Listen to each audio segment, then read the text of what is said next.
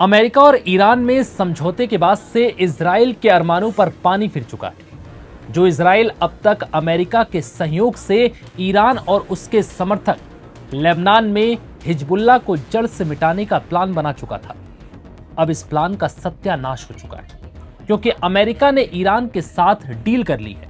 लेकिन ऐसा लगता है कि इजराइल के प्रधानमंत्री नेतन्याहू इस डील को किसी भी हाल में टिकने नहीं देंगे। यही वजह है कि डील के बाद इजराइल ने दक्षिणी लेबनान के नबातीह जिले में बड़ा हमला किया, जिसमें 16 लोगों की दर्दनाक मौत हो गई। अब इजराइल के इस हमले के बाद अमेरिका के उपराष्ट्रपति जेडी वेंस इजरायली प्रधानमंत्री नेतन्याहू पर भड़क उठे।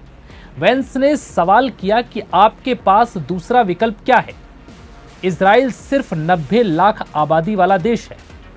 हर समस्या का हल लोगों को मारकर नहीं निकाला जा सकता। इजराइल को ईरान के साथ चल रही शांति की कोशिशों का सम्मान करना होगा, ये उसके अपने हित में भी है।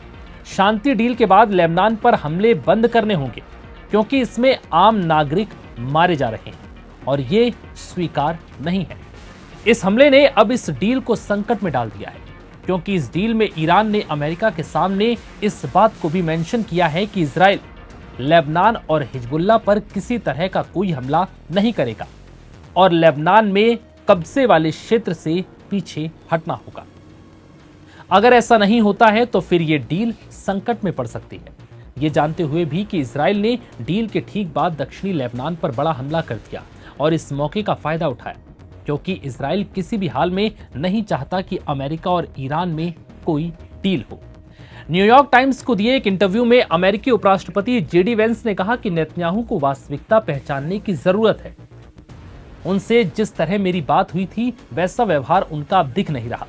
जेडी वेंस कहते हैं कि दुनिया में एकमात्र नेता ट्रंप ही हैं जो इस समय इजराइल के साथ सहानुभूति पूर्वक खड़े हैं, और पिछले कुछ दिनों से इजराइल के जो मंत्री राष्ट्रपति ट्रंप पर हमलावर हैं, उन्हें मैं बता दूं कि पिछले 3 महीनों से जो हथियार आपकी मातृभूमि की रक्षा कर रहे थे, उनमें से 2/3 अमेरिकी हाथों द्वारा बनाए गए थे।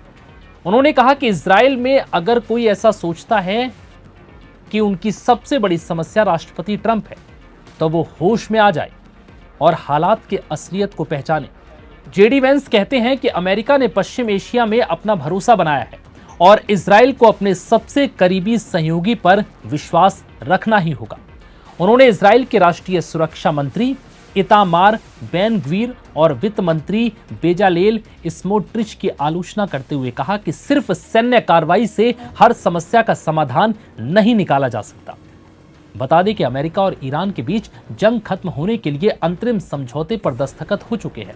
राष्ट्रपति ट्रंप ने बुधवार रात फ्रांस के वर्साय पैलेस में इससे जुड़े एमओयू पर साइन किया।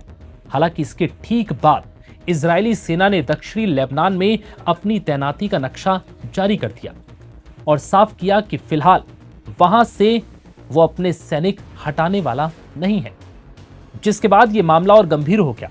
इसके बाद खबर आती है कि इजराइल ने दक्षिणी लेबनान पर हमला कर दिया है और इसमें 16 लोगों की मौत हो गई है, जिसके बाद से अमेरिका की टेंशन बढ़ गई, क्योंकि ईरान से जो डील हुई है उसमें यह साफ मेंशन है कि लेबनान में इजरायली हमले किसी भी हाल में रोकने होंगे, नहीं तो ये डील खतरे में पड़ सकती है। अब नेतन्याहू जानबूझकर इस तरीके के हमले कर रहे हैं जिससे ईरान और अमेरिका के बीच हुई ये डील किसी भी तरह से टूट जाए और एक बार फिर ईरान पर हमले शुरू हो। फिलहाल इस वीडियो में इतना।